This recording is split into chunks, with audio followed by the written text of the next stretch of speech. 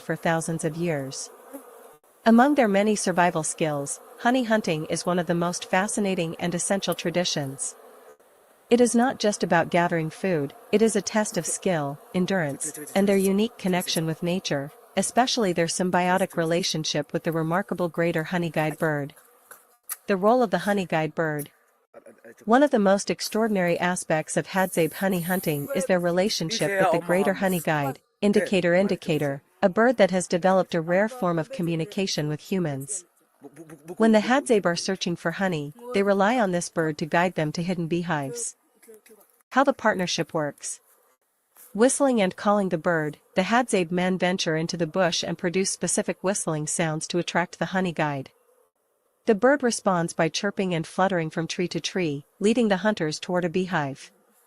Following the bird signals the direction by making short flights and perching, waiting for the hunters to follow. If the men stop or turn away, the bird circles back and encourages them to continue. Reaching the beehive, once they arrive at a hive, the bird perches nearby, waiting for the Hadzabe to extract the honey.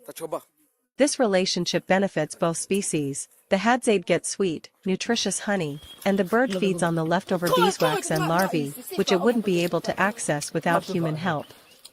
This human-animal collaboration is one of the few known examples of mutualism between humans and wild animals in nature. Harvesting the honey, a dangerous task. Once the hive is found, the Real challenge begins. Wild bees are aggressive, and without modern protective gear, the Hadzabe rely on traditional techniques to harvest honey without getting severely stung. Techniques used in honey hunting. Smoking the bees, the Hadzabe use burning sticks, dried grass, or bark to create smoke. The thick smoke confuses and pacifies the bees, reducing their aggression. Climbing high trees, many beehives are found high up in baobab or acacia trees. Using handmade rope ladders, notches in tree trunks, or simply their agility, the Hadzabe climb up to reach the hive. Using simple tools, a wooden stick or a sharp knife is used to carefully break open the hive and extract the golden honeycomb. Despite these precautions, bee stings are inevitable. It's common to see Hadzabe men with swollen hands and faces after a hunt, but they consider it a small price to pay for the delicious reward. Why honey is so important to the Hadzabe? For the Hadzabe, honey is more than just a sweet treat. It is a vital source of energy, nutrition, and cultural significance. Nutritional benefits. High energy source. Honey provides quick.